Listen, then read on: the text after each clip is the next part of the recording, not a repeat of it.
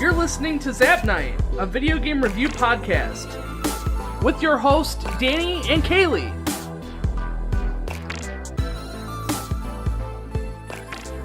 Hey guys, and welcome to episode 9 for Zap Night. I'm your host, Danny. I'm your co-host, Kaylie. And today we are reviewing Final Fantasy 15. Yay! I got Final Fantasy 15 like 12 hours before it was officially released. You were one of the lucky ones. Yeah, I guess if you want to call it lucky. I think there was rumors saying that some of the people had received it from like either the store or like UPS or something like a day or two early. Mine came from UPS the day before. Yeah. So I was able to play it that evening and, obviously enjoyed it. So, Final Fantasy 15. We waited for a while for this one. Yeah, 10 years in development? Yeah. At least that's what everybody says. I don't think that it was really 10 years in development. I think it was more like... It was just an idea. Yeah, I think when they originally built 13, they had this plan of doing a multiple story thing, and the whole Versus 13 was part of that. And it evolved into being Final Fantasy 15, but I don't think they've been literally working on it for 10 years. Yeah. I think that it's 10 years in the making, but really maybe only like 2 or 3. I mean, easily you can tell by the work that was put in that there's been a lot of thought into it, but it's lacking in a few areas. But we'll get into that. Obviously developed by Square Enix, and it was released November 29th, 2016 worldwide. This is the first one that we've reviewed that had a worldwide release. Yeah. Are you sure? No, but yeah, I think so. I think all the other ones we had Japan releases first. Oh, well, I know lately these games have been catching up where they're releasing them worldwide, which is awesome. I think that it just makes sense. Especially some of these bigger games that have a huge hype behind them. It just makes sense that they would release them worldwide for everyone. I remember when like Pokemon Silver came out and they released it in Japan first. Somebody had went through and translated it before it was released in America. And, of course, ROMs went out all over the place. And I was playing the translated ROMs, to play this game before it came out. Anyway, it was only released for the PS4 and the Xbox One. And I played the PS4 version. Yeah, PlayStation 4 for me too. Did you bought the big... I did. Yeah, I did. I bought the Ultra Super Deluxe pack or whatever it's called. It came with the game, the movie, Brotherhood, a soundtrack, an art book, pretty sweet figure, and cool. a Noctis figure. And yeah, it came bundled in this beautiful package and this like reflective holographic case, and it's pretty cool. I did spend a lot of money on it. It was almost $300. Oh wow. Yeah. But totally worth it. It was so cool. I actually just opened up the Noctis figure the other day and put it out, and I opened the art book too and looked through it. It's one of those things like this game, when they were releasing the demos and stuff, I didn't want anything to do with it. I didn't want it spoiled in any way. And I've found that when you do look into games like that and you catch up on what's going on, you tend to get that like when you actually sit down and play the game, it's like, oh, I've seen all this already. Yeah. So you're kind of losing that big reveal that the game is trying to give you. So I was happy that I was able to stay away at least most of it. I stayed pretty close in the dark myself. In fact, my husband was reading more into it than I was, and every time I would get to a certain part, he goes, "Oh, I know what this part is." It's like a lot of it must have really been spoiled because he knew a lot of stuff that was happening. And well, you got people who the day it was released, it was on the internet. Yeah. You got people who did, marathons to beat it, and really, it's not a very long game when it really comes down to it. So let's get into the story. If you really dig into the story, you kind of have to watch the movie. I felt like. Did you feel that way when you played it? Yes. I don't think it was necessary, but it hyped me up for this game. It really did. Again, it's not necessary because they hold your hand a little bit through it to what's going on, but you don't really get that full experience. I don't feel like I would have understood at all what was going on had it not been for the movie, at least the first time through. But see, that's kind of how it was with this whole game. I really liked this story. I liked the idea. I liked the stuff going behind it. But the story also lacked severely in explanation, in plot holes, and just unexplained things. And, like, you have to really dig in. They've got, like, these little books kind of here throughout the game, and you really have to pay attention to know what's actually going on, who is who, and what is what, and you know, you really have to piece it together, and some of the stuff isn't even fully explained. Like, I feel like the story, while I personally really enjoyed it, it lacked a lot more than I thought. Do you feel like that they purposely made it difficult to hunt down the full story to make it replayable? I think it's a little bit of that, and a little bit of it. They just didn't take the time to do it. I think it was not necessarily negligence on them, but like I feel like they want you to look into this, and at the same time they didn't do this and they didn't do that very well, and they just didn't explain stuff very, and it seemed very wishy-washy, especially with some of the characters' stories. Sure. And you know, these, like, especially for Kingsglaive, some of these, and I'm not even talking about the main character of Kingsglaive, like some of these characters in Kingsglaive had a little bit of appearance, but there was no explanation behind them. Like, and they were kind of key characters. That was, yeah, and what was the girl's name in Kingsglaive that dies? Crow, yeah. Crow, yeah.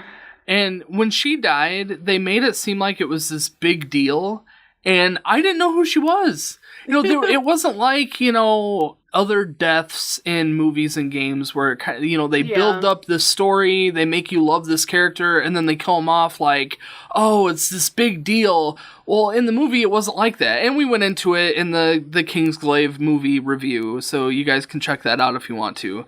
But let's kind of dig into just kind of an overall story of what Final Fantasy 15 is about. You start off with your 4 friends, and you're led by Prince Noctis, who is supposed to be wed to Lady Lunafreya, who's this oracle and this princess of Tenebrae, as part of a war peace treaty between the Kingdom of Lucis and the Imperial Nation of Niflheim.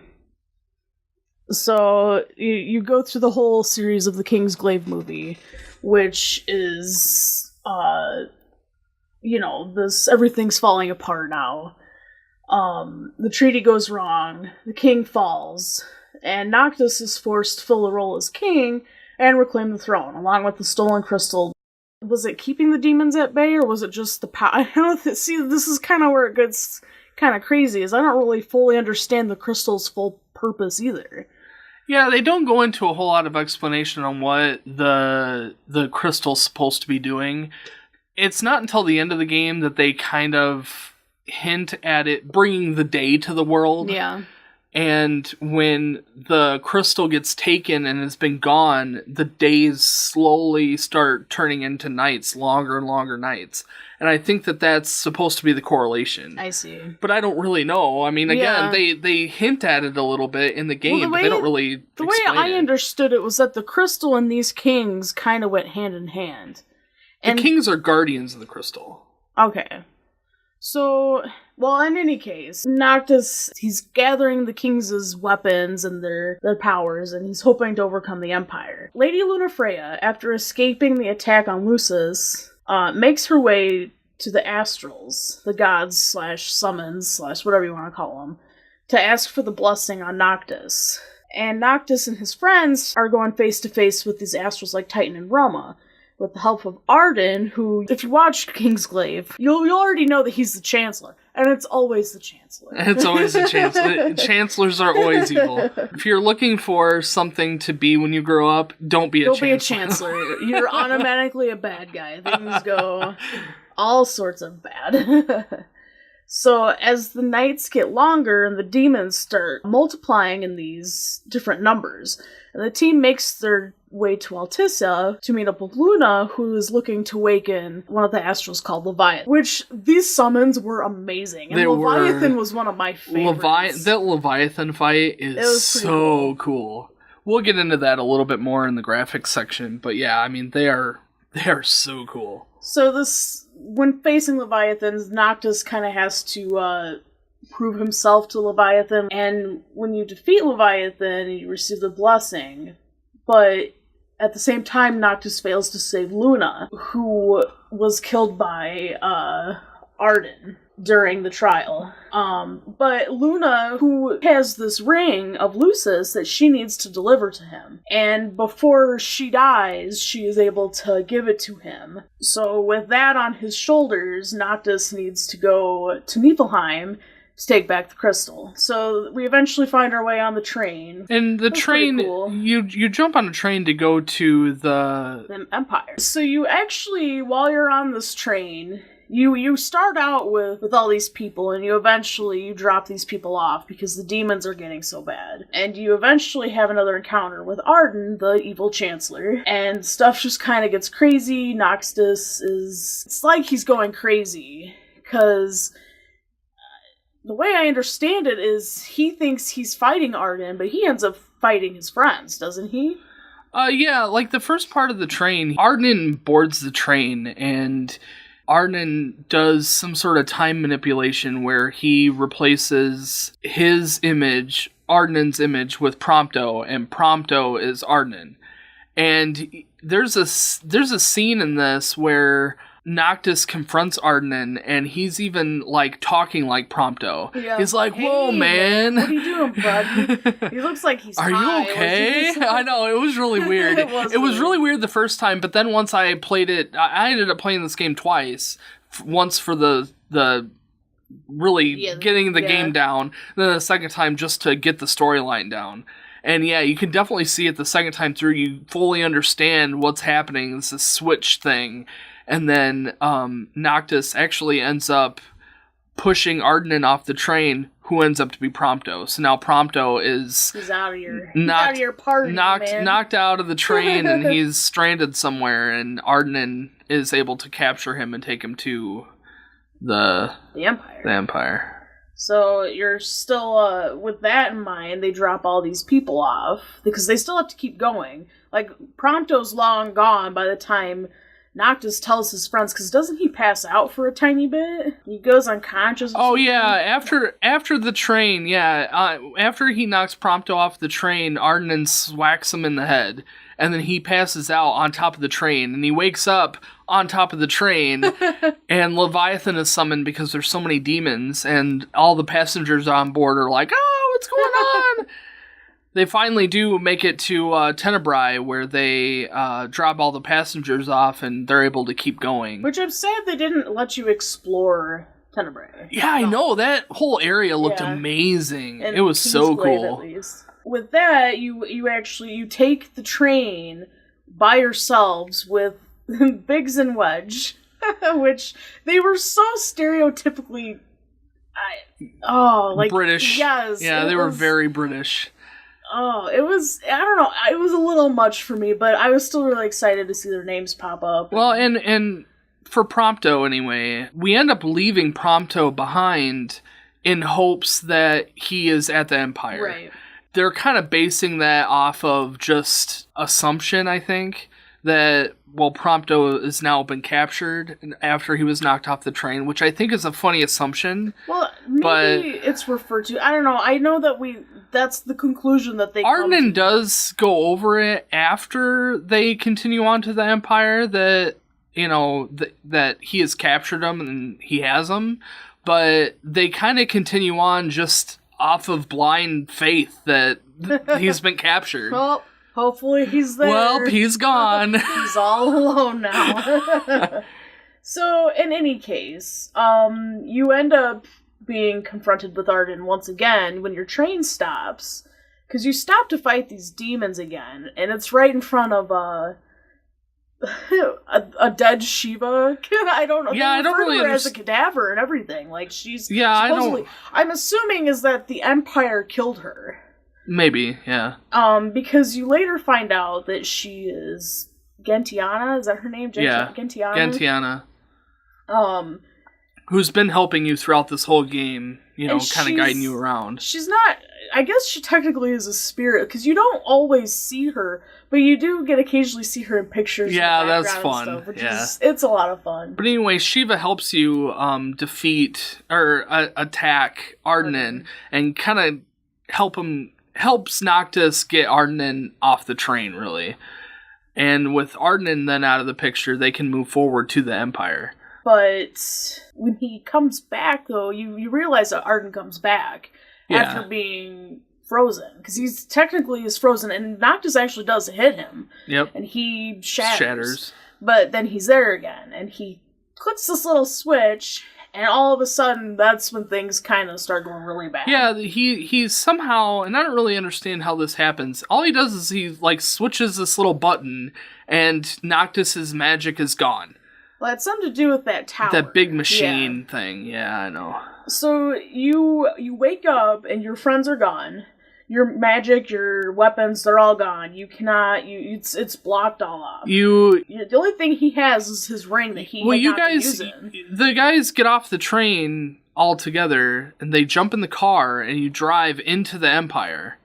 And once you get into the Empire, then you get separated from Gladio and Ignis, who are kind of stuck on a different side. And so you just keep pushing forward in hopes to find Prompto.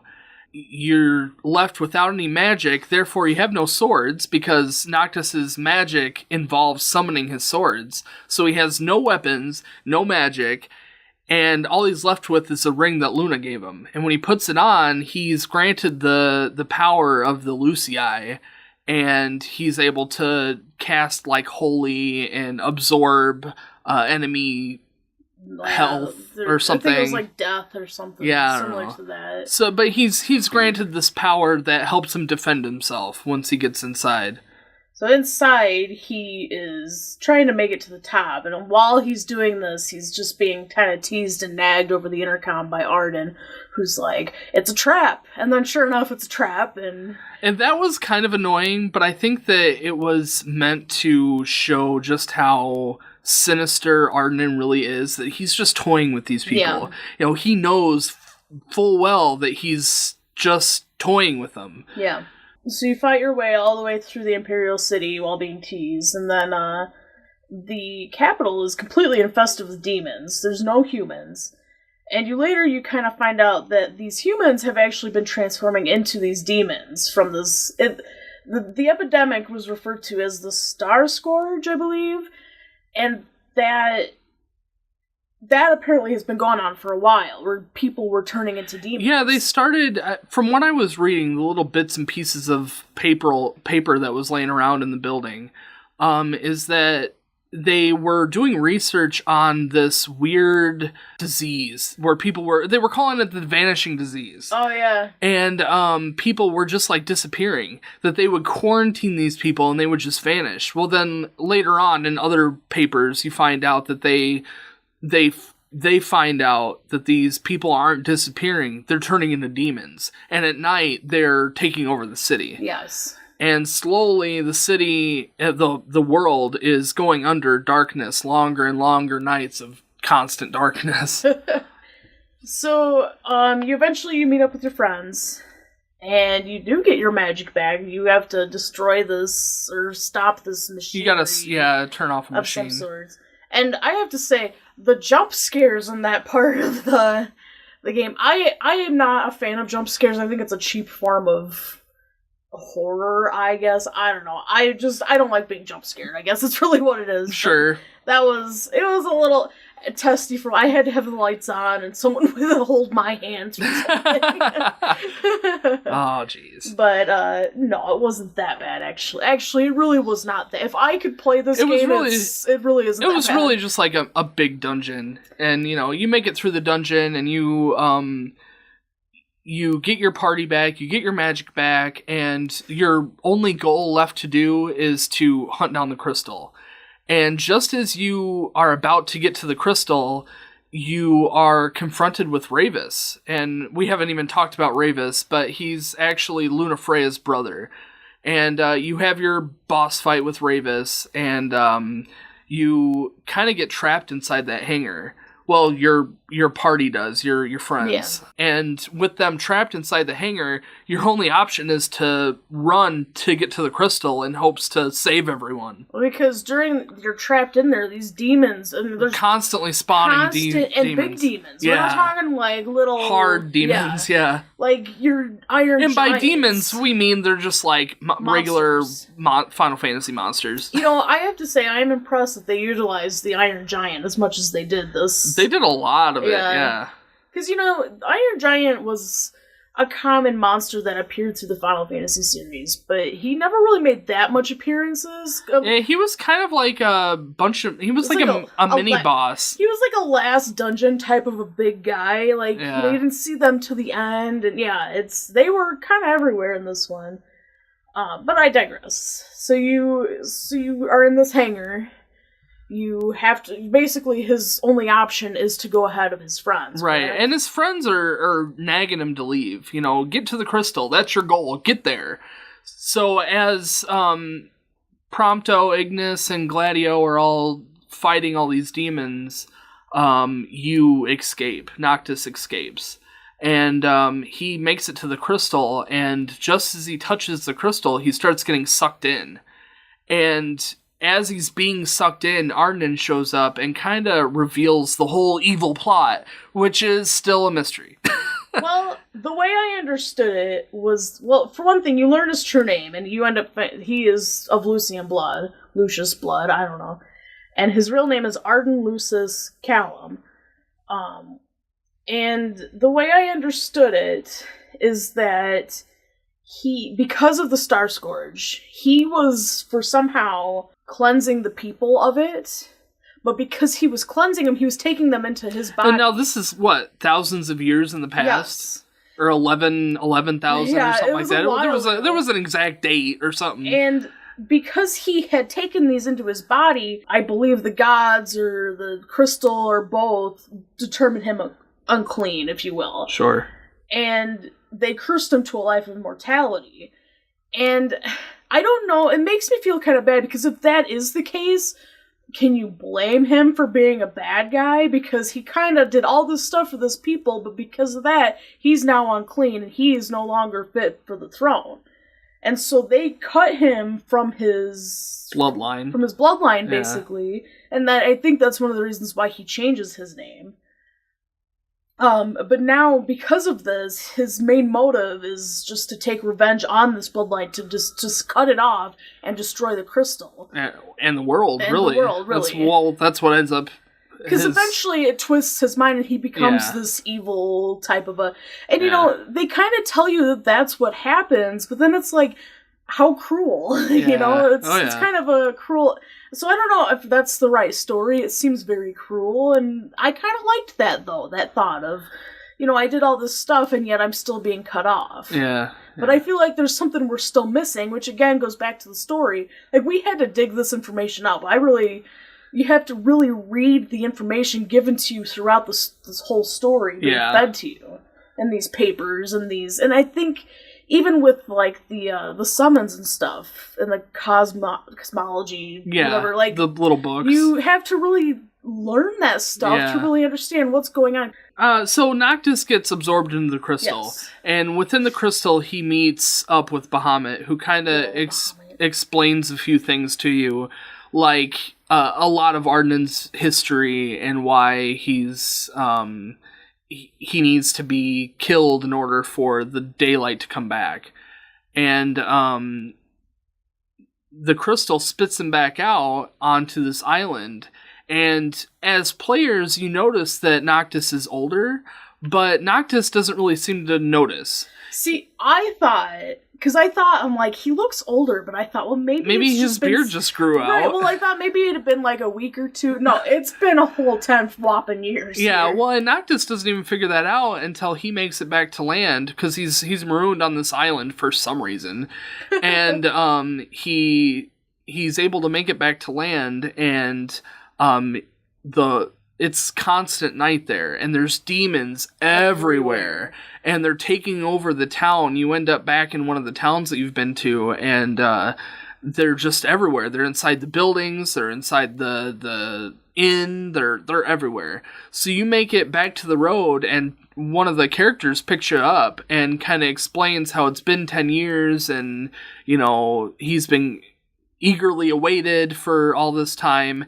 And he escorts Noctis back to town, where he can meet back up with his friends and continue on to save the world. Basically, during these 10 years, his friends have been doing hunts, being huntsmen, I guess, if you will. Like, they don't really get together like they used to. They've really been working alone or just with one another on occasion. And sure. So after you reunite with your friends, you decide it's finally time, you need to suit up and go find Arden, who's been sitting in Insomnia waiting for Noctis. And Insomnia is the Lucius Crown City. So Noctis' home, basically, is where Arden has been staying. So when they suit up and they go back into town, they're wearing full king Lucius, garb. Yeah, king garb. And they looked really cool. They did. Yeah, they did. Which it makes sense because this is a Lucius family that we're dealing with, this bloodline. Well, it's Noctis is dressed in his king outfit, and his friends are dressed in Kingsglaive outfits. Yeah. And it's very appropriate. It's really exactly what it needed to be. So they make it back into Insomnia, the Crown City, and they go straight up to the castle gate, and they are confronted with Ifrit. Arden kind of explains how Ifrit just doesn't like humans like everyone else does. So you are... Which is vastly different from Shiva, who has been helping you the whole time. And then you kind of got Leviathan, who was not so keen on helping, but helped anyway. Well, Noctis proved himself worthy of her help. Which I thought was interesting that Leviathan was considered a woman. Female. A female, I guess. Yeah, I guess. But, yes, you're fighting Ifrit, who doesn't really care for you, which I thought was a neat twist on the summons. And Ifrit actually was a really cool fight. There was a lot of really cool cutscenes. You were forced into summoning Bahamut and Shiva, and they kind of helped do some of the finishing moves. But that was a really cool fight. That was really cool. And then then you go into the castle and you confront Arden, who knocks out your party, and then it's just a one-on-one. One-on-one, Arden and Noctis, and obviously an epic battle and a handful of cutscenes later, and you've beat the game. Woo! So the end of the game, you kill Arden. He goes into the beyond, is what he called it, in air quotes. The birth canal. And then Noctis, who, when he was originally in the crystal, was explained to by Bahamut that in order to bring back the light of the world, he has to sacrifice himself. Because the people fight for the king, and therefore the king... The people sacrifice all for the kings, therefore the king must sacrifice all for the people. Yes. And I thought that was very fitting. I thought it was... I was a little sad. It was sad, but it was a nice kind of final way of, So Noctis goes into the throne room and summons all of his ancestors. He does say goodbye to his friends. He does. Oh yeah, there's a handful of heart-filled, goodbyes. And he goes in and he kind of summons all the kings of the past, and they do him in. And with his dad, King Regis, being the last final sword. As Noctis passes away, he goes into the Beyond, and they have one last fight with Arden. And as Noctis finishes Arden off with a little help from Lunafreya, Arden is turned to dust. So Arden's officially gone. Noctis is dead, but he has a final moment with Lunafreya in kind of a wedding ceremony type thing. In the afterlife. And, you know, he's made peace. Yeah. He's, you know, in the beyond. He's with his lovely bride, and it was a little cheesy. I'm not gonna lie. That ending a lot of Final Fantasy games, the endings are a little cheesy, but it was good. I didn't have any problems with the ending. There were a lot of plot holes throughout the entire game. A few of them seemed like that there was a handful of easy fixes. Yeah. One of them, specifically, that I wanted to talk about was Gladio's disappearance. So, halfway through the game, Gladio randomly was like, hey guys, I got something to do, and then is gone. Yeah. And there's no explanation. I think they're coming out with DLC that might explain this missing time, but the only thing you have is he comes back with these scars on his face, and he's just like, yeah. Yeah, and the other guys are just like, okay. He had stuff to do. Yeah. It was weird. It was a weird... strange. I don't know. I mean, it's kind of cool because you're given a chance to fight with Aranea. So she's kind of a side character that helps your team. She's actually part of the Imperial Army, who then breaks away from the army to kind of help eradicate demons. But, I mean, that was kind of neat that you got to fight with her. There was also a spot where, you know how, like, we talked about how Noctis gets absorbed in the crystal and then is dropped off 10 years later? There's no, as a player, and really even as Noctis, there's no noticeable time delay.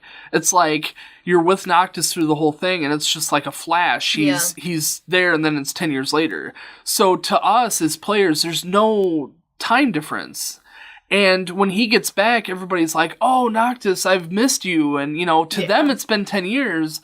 And then after... It's like things just go back to normal after that. It's like, even Noctis has been like, you know, I've really missed this. Oh, it's been so long. And it's like, no, it really hasn't.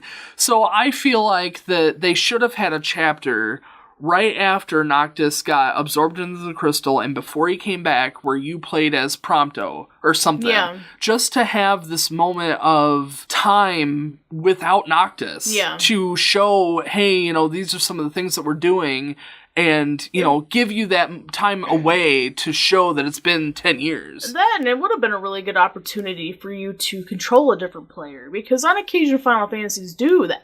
Yeah, and you didn't get that this time. It would have been a good opportunity. Yeah. I agree, and honestly, I wasn't sure if even Noctis was aware how long it was. But he acts like he's matured some during this time. There's that cutscene when they're all by the campfire, the last campfire that they have together. Yeah. And I think what they don't show in that cutscene is that he's explained to them that he has to sacrifice himself for the crystal for the world to be back.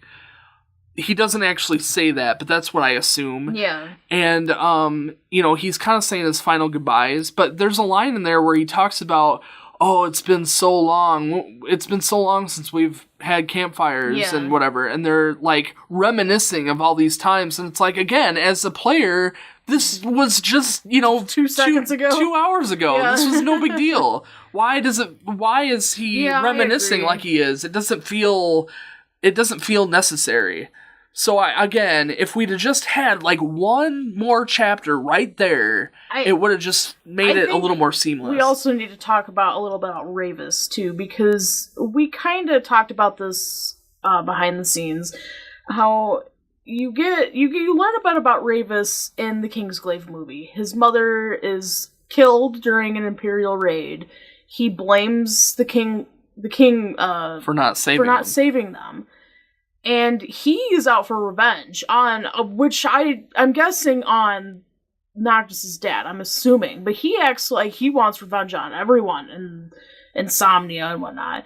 And he is not happy with Luna marrying Noctis, and he doesn't want her going anywhere. And, like, the next thing you know, all of a sudden, he's like, I need to give the sword back. And is like, you need to deliver the ring to Noctis. It's just like, you don't see him very much in the game, but he is clearly a semi-key character. They're trying to make him more important than he really what it was. Seems to be. So they make him very important. He's even, like, designed like an important character. Yeah. He's got the white hair, the white outfit. They worked him up, and then there's just nothing. There's no sustenance to his story. Here's how I interpret Ravis.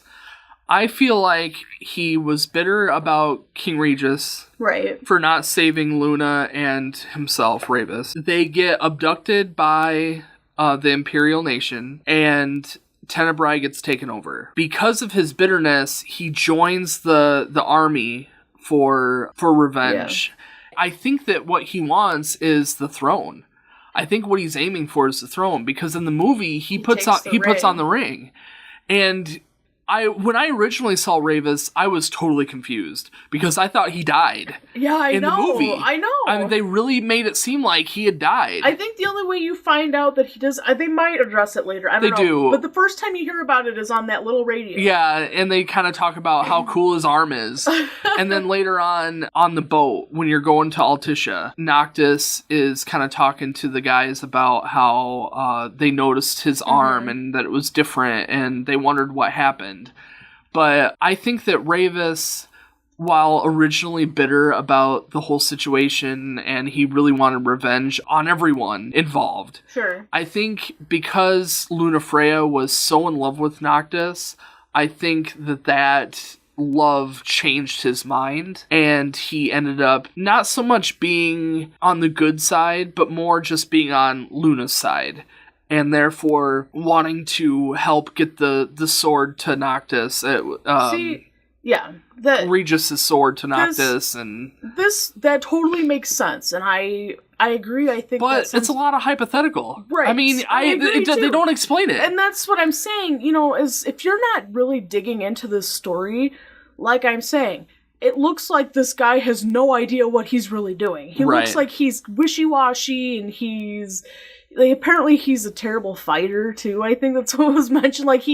And eventually I believe they kill him. They kill him. He was executed for helping Lunafreya, I believe. No. They made up something. Oh, the attack on Leviathan or something like that. They blamed him for that. They blamed him on that. So because of that, he was sentenced to death. Well, really, I think it was just Ardenan killing him just because he was trying to help Noctis at some point in some way. And see, that's one of the points I said. We're making this up. I mean, we have to. We have to fill in the blanks for the game. And this is what I think that what they wanted. They wanted you to think about stuff like that. But because it wasn't very well explained, you are, for one thing, you're guessing. But it'd be one thing if you like, well, maybe it was this, or maybe it was that. But it was really, I have no idea. Yeah, there's just really no idea. Like, you needed more. Guess. And is this because they want you to think, or is it also because they just didn't think and didn't put it in there? Like, were they being careless? Was the focus not in the story and all on the map? I don't know. So while we're on this topic of the story, I kind of wanted to bring up a possibility of a future game, or maybe a prequel to the game, because I feel like there's a lot of content that has potential as a backstory. You've got King Regis, who also went on a very similar trip. And there's a lot of bits and pieces that happen during King Regis's reign and his adventure that, like, Sid touches on and Kor touches on. And you've got, like, Shiva's dead. Like, what happened there? I'm sure that... And even Noctis in her wheelchair. That all could be explained in this prequel of a game that I would be very interested in seeing. And you could also probably touch more on Arden's story. Oh, yeah, he clearly has a whole lot of more to him than we understand. And I think that they may have left some of these plot holes just intentionally. Case. Yeah. And I think that, I mean, I personally wouldn't mind a second game to this, as long as they don't totally screw it up. But I think that's kind of been their trend, Square Enix's trend. I mean, look at the Final Fantasy 13 series. They went crazy with it. Yeah. The story is all over the place. But I think with 15, I think that they're playing this pretty well. I think that the movie fits really well with the game, and I think that a prequel to the game would really do some good. I agree. I I don't know how well the story was received with other people. I've heard people not like the movie and weren't as crazy about the game, but I really liked this game. I really liked the story. I wanted more from this story that I didn't receive, but I did really like this, and I really kind of hope that that would be a possibility. But on the other hand, I just hope it's a little more explained for that, because this game, it seemed very sloppy to me. Story-wise, sure. Yes. Yeah. Well, as a good segue into, well, actually, I was going into gameplay, so I guess it did. We can move to gameplay. Okay, all right. Well, as a good segue into gameplay, the story takes place in these chapters. And my problem when I was playing the game was that you got a very small chunk of story, this huge long bit of gameplay, and then this itty-bitty chunk of story again. And that's the whole reason why I played it a second time. I played it once through for the game as a whole, right, and learning the fighting style and learning what I liked and kind of getting a general idea of what the story was. But then I played it again because when you play it the first time, you get those stories in those small chunks, where the second time you can do a new game plus where you have your items, you have your level that you get to roll over, and then you can just play the game as a story. And when I did that, it made the game seem so much more coherent and so much more... Yeah, I can definitely tell you so much better laid out. I only played it once. I can definitely tell you absorbed a lot more the second time. I strongly suggest that you play it again as a new game plus and just play the story. I have to say, I spent... we had a lot of time with this game than most games we play, and... I got a little rushed near the end because we had our own, so we were moving in the background. But I spent quite a bit of time doing all these different side quests and all these different things. And there's a lot of stuff that has nothing to do with the story that you can do. You can play this game for hours. Oh yeah, and hours without really. Well, how long did it take you roughly to just do the storyline? How many hours do you? It was 12 hours. 12 hours. Just for the storyline, it was 12 hours. So if you take into account 12 hours of just storyline and basic battling that you're kind of forced into. My first gameplay was... Where did I write it down? 54 hours? 54 hours. So, I mean, that's a lot less... that's what, 42 hours of... fighting quests? Side quests? Yes. And, I mean... Running around. That's pretty normal for a Final Fantasy, more or less. Yeah. I mean, not just overall time, the 54 hours. That's normal for a Final Fantasy, and even the side quests are normal. But it's the lack of balance of story and side quests that I had a problem with. And it was, you had the very beginning, the first 9 chapters of the game is very open world, which was awesome. I loved that aspect. But for trying to piece together this vague storyline didn't help. The open world didn't help that. So, I mean, you kind of had a downfall there, but on the other hand, I loved the open world. I loved it. I loved the fighting style, I loved the open world, I loved all the side quests. It was great in that aspect. The open world was really good, but it wasn't as open as I would have liked it to be. Yeah, there were a few spots you couldn't even go over, and it clearly looked like you could, but you couldn't. It was really blocked. You had to go all the way around if you wanted to. There was a couple spots that they put boundaries on, and it was literally you walked up to it and you couldn't go further. It was like an invisible wall.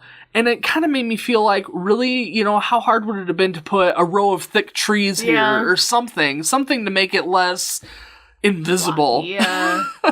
So, I don't know. There was a couple things, but overall, I mean, you still had this it's a huge map. I mean, you're given... For Final Fantasy standards, yes, it is. It's a huge map, and it was a lot of fun to go and explore. There's so many things that you can do for side quests. And there's, with leveling up and stuff, items are reoccurring always. They're always re-updating their items and their food. I liked that, but it had its downfall. You wanted to collect all the items? No, well, yeah, a little bit, but what I really mean is...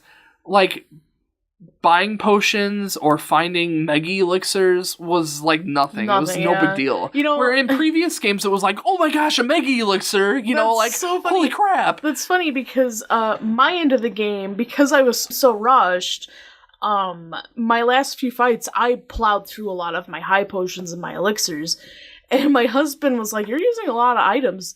Are you gonna be okay? And I laughed, and I looked through I had like 30 mega elixirs, like a whole bunch of mega potions, a whole bunch of mega phoenixes. Like, I think I'll be fine. Yeah. Yeah. And dying in this game was like nothing. Yeah. It was like no big deal. I did game over once, and I think it's because I didn't quite understand that I was supposed to use a phoenix down in that point. Other than that, you really cannot. I gamed over 3 times in my 2 times of playing. Oh, really? The first time was there's that spot right in like during the train ride where you have to warp to the airships. When you're on top of the train, you have you know to what? warp I to the did airships. game over that. I was just referring to the battle, I guess. But I agree. Yes, I did. I also gamed do over that. there because I couldn't figure out where the next warp was. Yes, I am the same. And so I was stuck in the ship, and I died. The second time I was in that same stinking area, I was fighting all those guys right before you get on top of the train. Yeah. When the tank comes down. And I was stuck fighting those guys, and I couldn't make it to the tank, and the tank blew up the train, and then I died. Those make me so flustered. I'm such a bad gamer sometimes. It's frustrating because it's out of your control. Yeah. You can't, I physically could not make it to the tank. The enemies in front of me would not let me pass them to make it to the tank. So I was stuck with the game over, which was okay. The second time through, I plowed through it. It was no big deal. My final one was during the final fight with Arden. And we were flying through the air, and he killed me, and I used the Phoenix down, and I was fighting, and it gave me a game over screen. Aww. While I was still fighting. And it's like, I don't know if it was because I died, but I used the Phoenix down, and I was still fighting. I did notice that I would have Noctis use up a high potion or an elixir or something, and I noticed that, I don't know if I was doing it, like if I was canceling it out by hitting another button, but he wouldn't do it sometimes. He wouldn't do it sometimes. I noticed that too, and I don't think that it's so much that he wasn't going to do it as much as it was there's a lag because he was still in the process of doing an action. So like he's attacking something or whatever, and then you use a potion, and so normally when that does it though, you don't have the option to reapply that. That's true. And so maybe he just doesn't do it. I don't know if it was because I wondered like maybe I'm canceling this. Maybe it's just a glitch. It could really be anything. Did this game make you frustrated at all, getting stuck in spots or getting pummeled by enemies? Did you want to throw the controller just sometimes. Just sometimes. No, I didn't get overly... Oh, yeah. The jumping thing pissed me off quite a bit. This is kind of...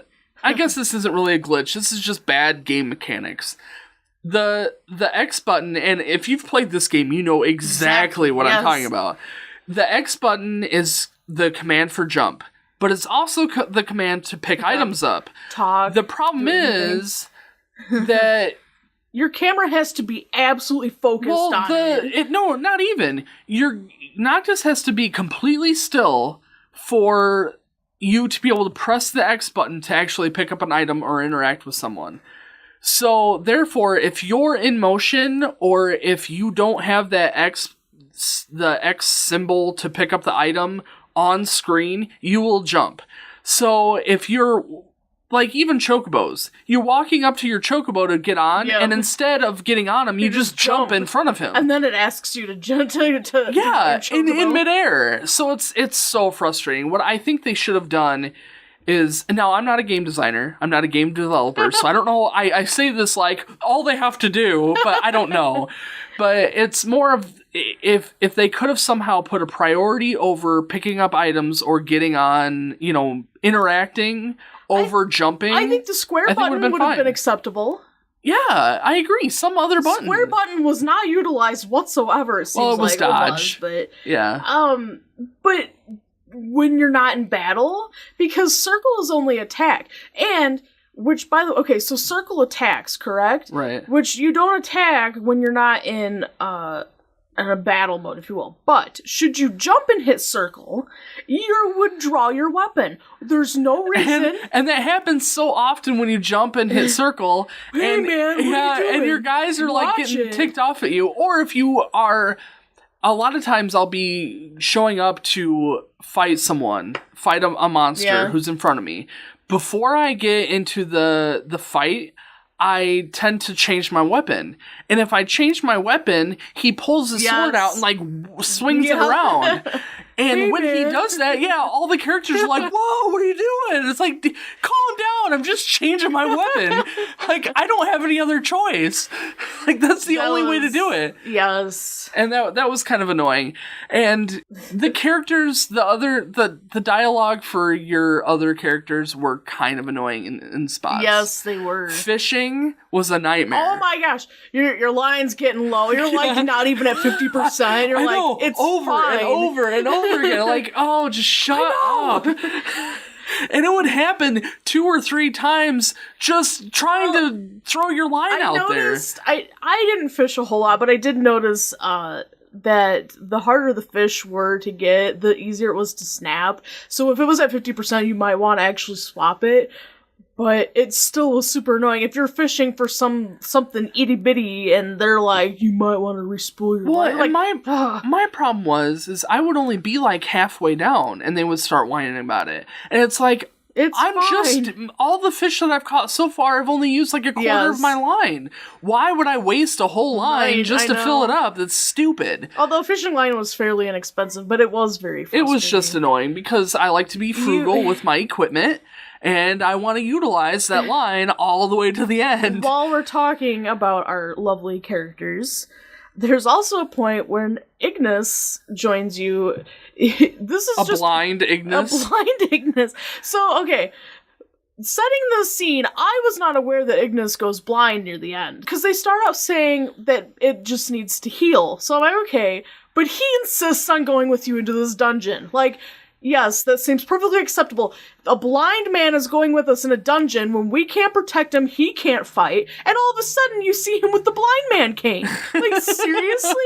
Yeah. And not only that, they even tell you, Ignis walks slow. Okay, that's fine. He's walking with this cane, and he's going towards the ledge, and I go, that's kind of funny. He could just walk right off. And then he tripped. And if there was not obviously this ledge that we had been talking about, the boundary ledge, he would have fallen off. I know. Just, right on. That was very that dungeon alone needs a topic all on itself. A topic and a score of 0. This dungeon, we need to stick together. Okay, so a little bit of backstory of this dungeon. This dungeon is during the train ride, and the train ride comes after your fight with Leviathan. Your fight with Leviathan is where Ignis gets his sight lost, and Lunafreya dies. So right after this happens, you jump on a train and you head towards the Empire. So there's a stop on this train where you can go and get another king's sword, and those are always accompanied by a dungeon. So as you're going into this dungeon, now remember, Luna just died. This is Noctis's betrothed. It's Noctis's childhood friend. He's a little mopey. He's upset, and I totally get it. And Gladio is being an asshole about it. He's just he was being so mean to Noctis that Noctis is moping around. It's fine. And it's like, I got it to a very small extent. Like, I get it, you gotta be a king. It's time to, do what you gotta do. But yeah, he was outright rude. Everyone. You know what? I kept telling Brandon, I was like, it's like I'm with a whole bunch of PMSing women. It's like they just can't get along. Oh, jeez. It was so bad. So then you go into this dungeon, and everyone has an attitude. Gladio is being moody. He's like passive aggressive over everything. Ignis is just like, he's just blind. He can't walk. He's just like, and Prompto is stuck in the middle because of the whole thing. So he's trying to be nice, but it's not coming out very well. And you're going into this dungeon. Gladio is like yelling at you every 5 steps to slow down. So much for sticking together. Hey, why don't you slow it? Or something like that. Yeah, slow it down. Ignis says nothing. And and all he does is trip the entire dungeon. Poor Ignis. He's tripping over, and he can't fight with his normal weapons, so he's practically useless. They told him, you should stay behind, and he insists, no, I should go. I'm like, this seems like a very terrible idea. Let's take the blind man into this dungeon where there's clearly going to be monsters and a boss fight. The only good news was the boss fight, while it was difficult and stupid because he aggroes after you kill him, he aggroes and then you have to kill him again. But yeah, it was a Marlboro, and you got to fight the baby Marlboros, which was kind of really cool too. But it wasn't terribly challenging. No, it wasn't. And after the boss fight, everyone kind of says their bit, and it's over. You don't have to deal with it anymore. And it just made that scene like, oh, finally. You know, there is a point in time, though, where just briefly you are with Ignis again, and they do say that again. They say, hey man, you want to try slowing down or something like that? Ooh, so much for sticking together. Something like really? that. Yeah, it wasn't very long. I didn't know that. You don't really... I think it was when you join the party again or something, when you're at the Empire. Oh, maybe. But you don't... Because you're going kind of slow anyway and everything's kind of confined, you don't really get too far ahead. So let's talk about that, too. The walking slow thing. I'm done with the blind Ignis. I've said my bit on the blind Ignis. That's over. I could keep going, but go on. But when you're in a dungeon, you walk. I know. Disgustingly slow. It's like it's dark out. We better be careful. And he doesn't just like walk normal paced. He doesn't even do the like trot. He like waddles. A building. Yeah. He like waddles, and it's so annoying. Yeah, it's so annoying. Yeah, I agree. And even when you try and run, you run a little bit, but it's just like a faster waddle. You don't even have the stamina bar. I think. No, you don't. You can't actually run unless you're in a fight. And that I was doing that half the time, like in the final dungeon, I was letting those MTs that would chase you, I would let them chase me just so that I could get from point A to point B faster. Because you can run when you're being chased. This drove my husband nuts, but because I didn't like the chase thing. The problem is, as much as I love games, I'm a terrible gamer. I am terrible at stealth missions, and I was terrible at the stealth missions. And he said it was frustrating because instead of being careful and sneaky and letting them do their things, I would just go in and kill them. Like, I didn't even care. I would do that too, yeah. It was easier to just kill them than it was to try and go around them and have them fight you anyway. And he goes, because we were talking about how they were trying to make it seem kind of like this horror survival thing. Oh, absolutely. And I told him, I'm like, I don't know if it's because of how I play, or if it's just because it just was a Square Enix Final Fantasy, or if they were trying to make it easy, but it just didn't feel like it led up to what I think they wanted it to. But I think I agree with him. He was just saying, because I just go right in there and I kill everything. But I like that being an option, though, because I hate being that type of thing. I don't like it having to be a necessity that you have to be stealthy and you have to do it this way. My first time through with that final dungeon, I was on edge. I was on edge through that. The first part, yeah. The jump scares really got me, and the chasing MTs really got me too.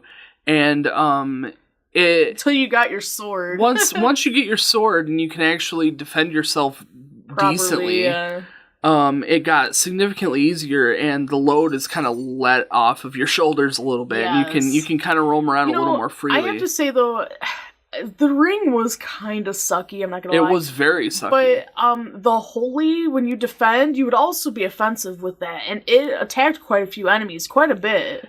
As I recall, I could be wrong, but it seems like they did an update and the ring was better. And maybe. I don't know if it did update around that time. I don't know if that was the case, if it actually did update that. But I did notice that the first time through, which I beat the game the first time through within like 2 weeks of getting it. So I'd beat this game like a long time ago, but I went through and played it again before the podcast. And the second time through, it was significantly easier. And I couldn't tell if it was significantly easier because I had played it once through and I knew what to expect, or if it was because the ring was better. It was a little bit quicker doing the death spell. It was a little bit quicker doing the, like, Ultima spell or whatever it was. No, that Ultima spell was really cool, and I liked using that, especially if you had a horde of enemies. But the down part of the ring is that spell, the Ultima and the death spell, would take so long that enemies would knock you out of casting it, which I think you can resume it a little bit. Yeah, you can. But it still was like, it just, because of that lag, it just was too much. So the only time I really used it was to use Holy, which was the defense. And it really, and honestly, I used that in the first half of the fight with Arden, and it took me less than a minute to get to phase 2 with him. Oh, really? It went really fast. Really? And I had the guide, to be fair, because I was trying to beat this game as fast as I could to meet this deadline. But they said if you are defensive/offensive, you can get to this part through really quick. And it really was. If you use Holy, it gets... And I also had, because I had parried so well, a Leviathan was cast. I believe that's why Leviathan was casted. But it drained his HP down to half. Well, I know, I didn't get any summons during the Arden fights. Really? But Lori got Titan, and that was really cool inside Insomnia when Titan comes up out of the city and, like, throws a big old rock. It was so cool. I have to say my favorite summon was probably Shiva. But Leviathan was pretty cool. Leviathan has an awesome look, but we'll get into that in graphics soon. Let's talk about the battle system. I like the battle system. Done. The end. Well... we just recently played through the demos, and I think we both can agree that the battle system is a lot better than what it could have been. Oh yeah, absolutely. Right out of the gate, I like the battle system. Yeah. I was fully expecting a Kingdom Hearts battle system, which I don't like. Yeah, it's not the best.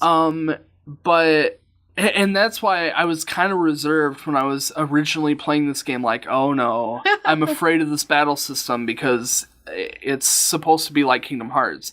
But I think what saves it, at least in my point of view, is the warping techniques. Yeah, the warping is so cool. You can kind of go from one end of the room to the other without any hesitation, and I loved that. And you're still fighting with the sword. You're not stuck to, like, oh, well, he's on the other side of the room, I have to pull out my gun now. It made it so much quicker. It made it smooth, and I thought it was really very liked cinematic, really. Yeah, it was really cool. You don't really get that effect very often in games when you're doing it yourself. The fight with Aranea, the first fight with Aranea, she's like what would you call her, Dragoon? Yeah, she's a Dragoon. She could do this jump move, and she would fly way up in the air. Well, then you could teleport to her. So it was very much like a typical Final Fantasy game where you're, like, clashing in the air. It was just like that. Because you would go and, like, warp to her and attack her, and then she'd attack you back, and you'd fly back, and then you could warp back to her again. And, oh, man, it was so cool. You're flying through the air, and sparks are flying, and, oh, man. It was really cool. Unfortunately, that fight was only, like, 2 minutes long. Yeah. But it was so cool. The warping and a little bit of, like, defending too, where you can phase through your enemies. Yeah, that was cool. In fact, that whole anytime you had, like, the blue sparkly effect, and was even cool. The warping to higher points to help you get a field view, and also just it helped being bombarded. Yeah, and it also helped your MP, which was really nice. Yeah. So you could, if you were out of MP, you could teleport to a higher spot and gain MP and kind of get this overall view and try and attack someone. Also, the nice thing too is while it's kind of cheap to a degree to, like, escape your enemies, on the other hand, some, like, especially bosses, they could sometimes get you while you're up there. So it wasn't that you could necessarily take too much advantage of it where it takes away from the game. It was just enough to help you if you needed it. So that was really nice, I thought. Yeah, I really enjoyed that aspect. The battle system in general was with its layout and everything, it was a lot. It was really cool. Yeah. I was gonna say a downfall to the battle system, and I don't remember what it was. I don't really think there was the only downfall I can think of is when you use some of your I don't know what they were called. Not your linked. Oh yeah, I think they were called linked attacks or something like that. They sometimes wouldn't always hit their enemies. Oh, that's what I was going to say, is that you can't choose your enemies. Yeah. You can't choose who you were going to fight. So, like, if you're fighting a group of 5 people, and one of them, or 5 monsters, and one of them is an Iron Giant, you have no way of specifically selecting that Iron Giant. Normally, you can select an enemy, and then, like, tab over some... Yeah. Well, when you lock on, you can kind of tab over, but you can't... There's no way of locking on to any specific enemy. You know, I have to say... My camera use was I was constantly having to use my analog stick to move my camera, which was fine. I was comfortable enough doing that, but I think that was the only way I could really lock onto my enemies, is I really had to be locked onto my enemies myself. Right, yeah, you'd have to be able to see it in the camera to be able to lock on. Now, I could be wrong. Maybe there is a button that you can press to switch enemies, but if there was, it wasn't immediately noticeable for me to be able to do that.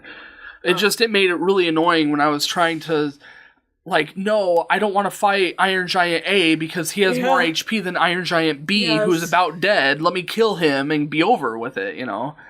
Yeah, that was pretty frustrating. So let's move on to magic crafting. What'd you think of that? It was cool. I used my magic more near the end, but I didn't, and I still don't think I fully understand how to get my guys to stop running into my magic. There's no way to do it. And I would get attacked I would, like, do it as far away as possible, and then and you know, I wasn't just, like, doing, like, 35 elements. I was doing 99 of fire, 99 of thunder, 99 of blizzard, and throw on some stops in there or something, and my magic would be this huge buffed up magic, and then it would hurt me in the end. And yeah. I mean, it was nice if you wanted to end a battle quickly, but... The only time I used my magic was with the huge, massive MT drops. When they, you know, knocked us overhead. Yeah. You know, they would come and the hatch would open up. You could kind of get an idea of how many were up there. And if there was like 10 of them, like there were sometimes, you could set a spell right underneath them. And as soon as they all dropped, you let it loose and they would all die just like that. It was awesome. I think the only time I with full intent, planned to use my magic was the battle with Ifrit. And I had a whole bunch of blizzards stocked up. The second time through, now granted I was a little bit stronger the second time through because I had played it once and it was a New Game Plus, I didn't use any magic. Oh, really? The first time through, I used a significant amount of magic, but I didn't know that you could equip items. Oh, no. Throughout the entire first gameplay, I had no idea you could equip items. So I was stuck with Thundra, Fyra, and Blizzra. I didn't know how to get the Agas because I didn't understand that you could equip items that would help you. And did you understand you could you could do like a unicast with all 3 of them? Yeah, I did. Okay. I didn't know that. You just didn't know that you could use some of those. I didn't know that I could use that 4th spot. I thought that 4th spot was going to be a secondary element that you could absorb that would let you later on in the game. Yeah, that like would let you kind of mishmash, you know, more element combinations. What was nice about that was they gave you the option so that you could heal your guys.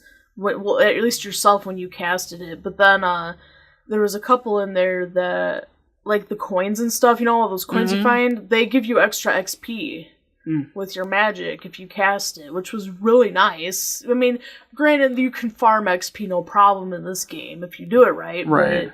But that was a nice little added bonus. But I don't know, the magic really wasn't very strong in this game. It was cool and it was very much in the way, but yeah, that was probably the biggest downfall to the magic, was that every time you would cast thunder, all your characters was like, and you know, the beginning you only have very limited slots. You eventually build up your slots, but every time I would go to an element spot, I felt like I had to collect as much as I wanted to, and then I'd see something, I'd be like, ugh. So I'd go in and craft my magic because I would be full, absorb all this magic. I was like that the first time through. It almost felt like a challenge, and eventually, and then near the end too, you have a lot of opportunities to draw as much magic as you can. But it kind of became a chore after a while, and then I was like, I don't even use magic. Why do I even care? I had that too. Now, the second time through, I noticed that all of the magic, what were they called? Magic slots? I don't know. Yeah. You could collect magic flask? Yeah, that's what it was, flask. You could collect them, but the second time through, you can collect them again. So you can double up your magic slots in, your menu to have as many as you want. They wouldn't have been as bad as if it weren't for the fact that your max was 99. And that might be an attribute you can change later on. I don't know. I didn't look through them all, but only being able to absorb 99, because that's how it was for me through my entire game. Yeah, that was my problem too. And that's why I didn't want to collect them. I was like, well, why bother? And you would only be able to collect half of one element spot, and then you'd have to go somewhere else. And I also got frustrated when it told me I was full. It's like, I can clearly see that I am full. You don't need to tell me every time. And then I'd have to hit X. Did you notice the micro games in this game? Yeah, I wasn't a fan of them. The darts were okay, but I thought that the Justice Monsters minigame was kind of... I didn't understand it, I guess. Did you play... I only played it like once. Did you play the Chocobo races? Yes, I did, but I only beat Gladios. I couldn't beat Ignis, and then I just kind of stopped. Is Gladio the first one, or is Prompto? Prompto's the first one. Gladio's the second one. I beat Prompto. I couldn't beat Gladio. And it wasn't until later on in my second game that I noticed that you could do, like, this turbo slide thing. And that's how you beat the other levels. If you push, while you're running, if you push L1... Oh, your brake? Yeah, your brake. He'll do this, like, slide. Yes. And then you can turn corners faster, and when you let off the brake after the slide, he like, does this, like, super trot. Oh. So it's kind of like a bonus, like an extra stamina boost for just a second, but it's enough to give you, like, a small advantage. Go back and do it's kind of neat. And then once I found out that I could do this turbo slide, I was doing it all over the place. I was just, like, turbo sliding around trees and turbo sliding down the field, and...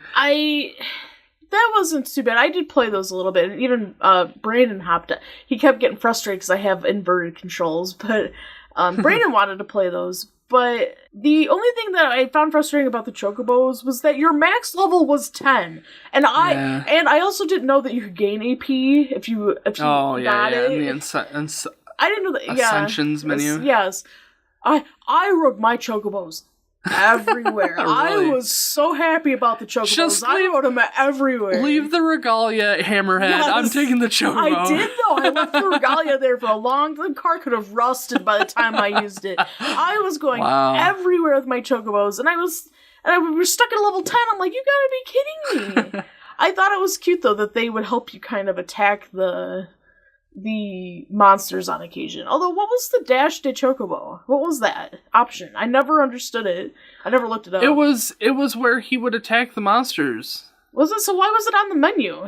Oh, no. It was so that you can run away from monsters, I think. Oh, okay. Oh, that makes sense. Yeah, I'm pretty sure that's what it was. Because I obviously wasn't using that menu. I never did it either, but that's what I assumed. I'll have to try it out. I'd have to look at it. Yeah, the Chocobos in this game, I really enjoyed using them, utilizing them in this game. And they're so pretty. Yeah, they were, like I was saying earlier. Did you like that you could change the colors? Yes, I loved it, but I wanted black. I think they purposely didn't do black. Probably.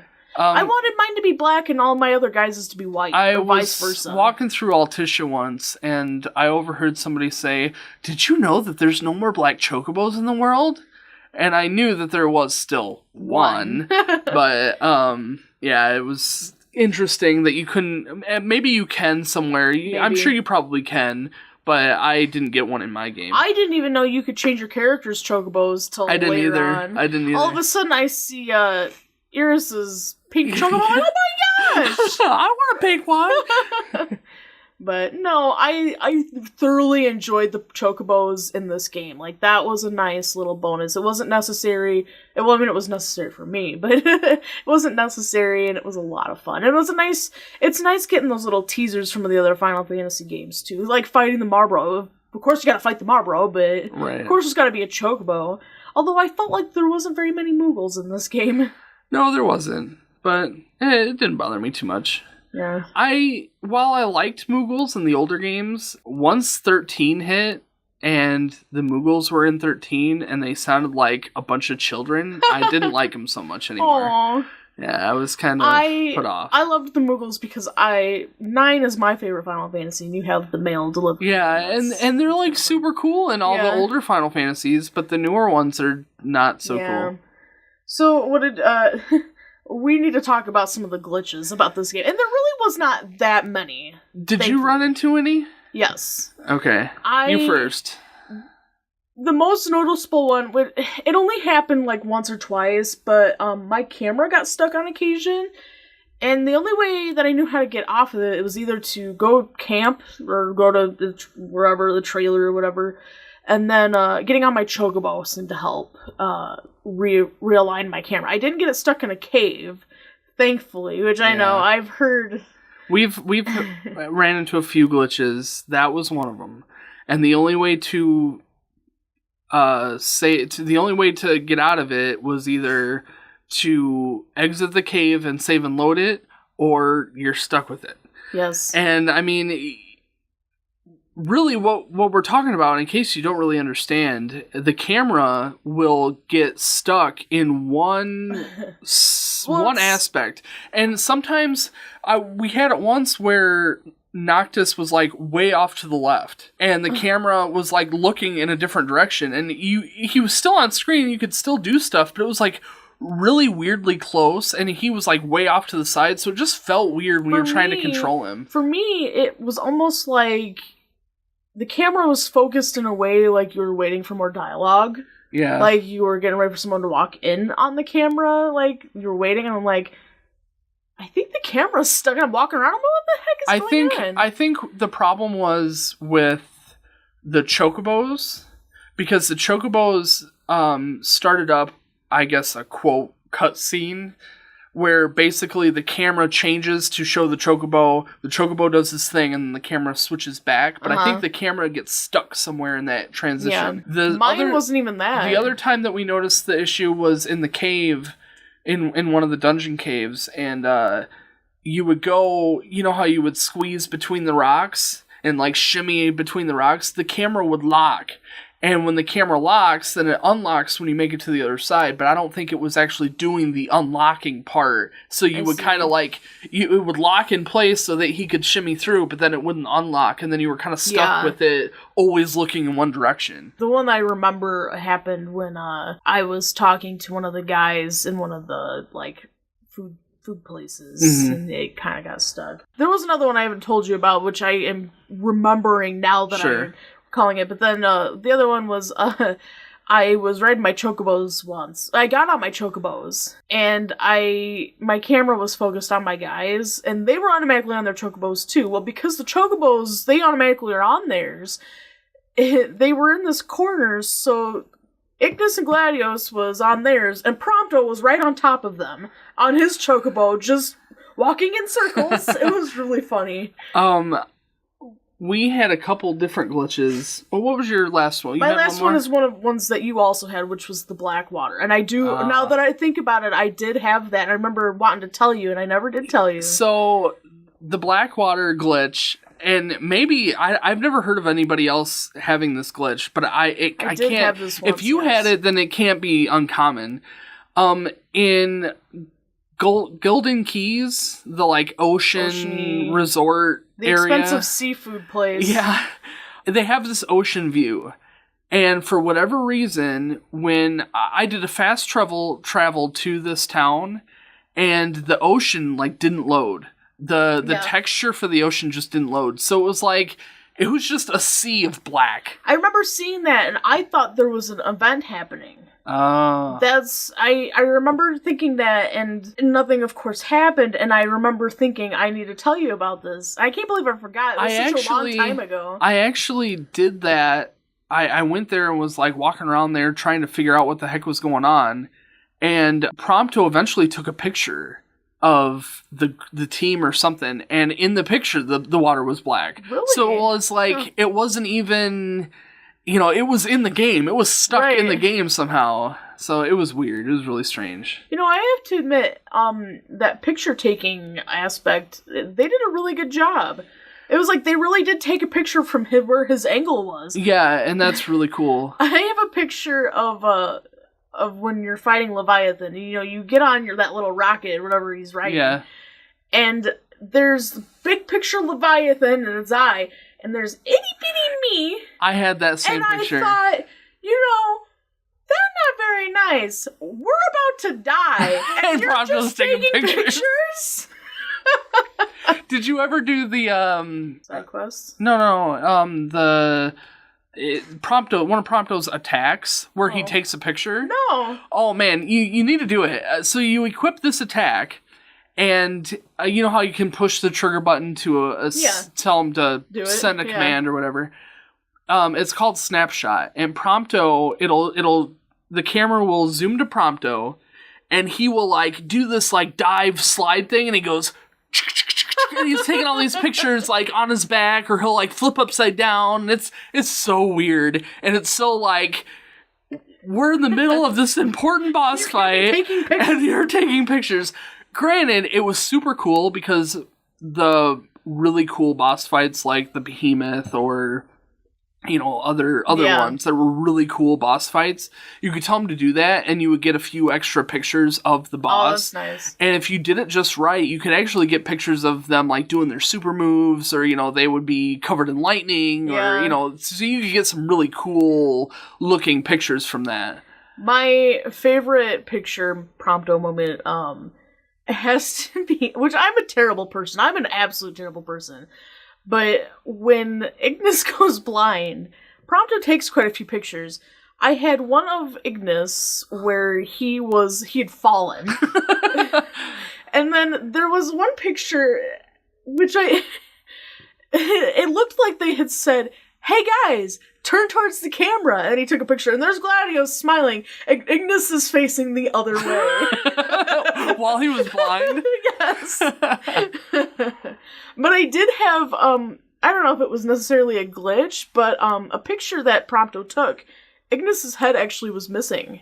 Really? Yeah. You could see his body, and he had no head? I'll have to send it to you. I still have to send it to I want to see that. But I don't know if it just was stuck behind the element of the other guy, or if it was, I don't know what happened, but his head is literally, you can't see it. I had a lot of pictures where Prompto took, and like Noctis was in the back, like being hidden by everyone. Yeah. Like you could see his hair, and that's it. And it was like really, and there was a handful of them that were like, Prompto specifically wanted us to go out of our way to take this picture, and it would be like garbage. Yes. And it's like, why, Prompto? Why do we only take the one? Lighting. No, you can't see Noctis. I got. Did you know about the new picture taking thing? The camera that you can take? Yeah, you can take your own pictures now. Yeah, it would have been nice to know before. Well, I guess I know now. Yeah. I'll play through again. And that was pretty fun. Yeah, that would be nice, especially because, like, I kind of wanted to take a picture of the Tonberries I was fighting. Oh, yeah, totally. Or the Cactuars and stuff. Which, by the way, when those Cactuars die, I felt terrible. And they would, they would freeze. They would, freeze, and then they would, fall over and, rock a little bit. And it was like, aww. That's a sad tear. No, yeah, but there really wasn't too many bad glitches. I did have, Lori had one. Where Prompto was still standing up inside the car. So we were driving, we got in the car, and I don't remember who was driving. I think Ignis was driving. And Prompto was just, standing there. Yeah, now and he was standing there, through the windshield with his arms crossed, and he looked like a genie, sitting on the hood, flying through the air. And he's just standing there, hanging out. Now that... we played this game for so long. 50 hours is a lot. Oh, yeah, absolutely. But I do believe I did have a few of those car glitches, too. There wasn't a whole lot. But I guess to me, it's compared to other games, it really was not that bad. I didn't have as many as you did, though, so I guess I had another one. My first gameplay, I was on my way to the Chocobo farm, and you kind of got to go through this forest. Mm-hmm. Well, there was some enemies. I don't know if they were crossing the road or what, but they all came out and attacked the car. Which it never, when I first played... they make you stop and get out. Right, well, my first gameplay through, I thought, well, maybe they just do that. They attack the car. So when it happened, I'm like, oh my gosh, they're attacking the car. And the car's, literally flipping upside down and going down the hill. And so I pushed the button to get out of the car. and the car teleports back to the road, and all the characters are still sitting in their car spots. And then and this was the first time I ever got into like a car accident in the game. And I get out and I look at the car, and the car is just trashed. Like the windshield is just totally cracked up, and the hood is all dented in. Cindy, I'm sure, was very disappointed. It was so bad. And then I went to Cindy to get it repaired, and she's like, she had no idea it was broken. You know, normally she's like, oh, this is a mess or whatever, and then she fixes it. She had no idea it was broken, so I had to go get into a purposeful car accident just to have Cindy fix up my car. Wow. It was really bad. Really bad. And it never happened again. Huh. I never once had monsters attack the car again. I don't know what happened, but it was super weird. Wow, that's crazy. Yeah, I can't really think of any other glitches. Have any item pickup issues? I did have one where the X button wouldn't pop up with the items. Yeah. So like you would walk up to an item, you could see it glowing on the ground, but you couldn't pick it up. Were you jumping? But I also had a problem where the regalia wouldn't show up, where you couldn't, and this was the same glitch section. Yeah. Like the items, you can do the items, you couldn't get into the car, you couldn't sleep because the X button wouldn't show up.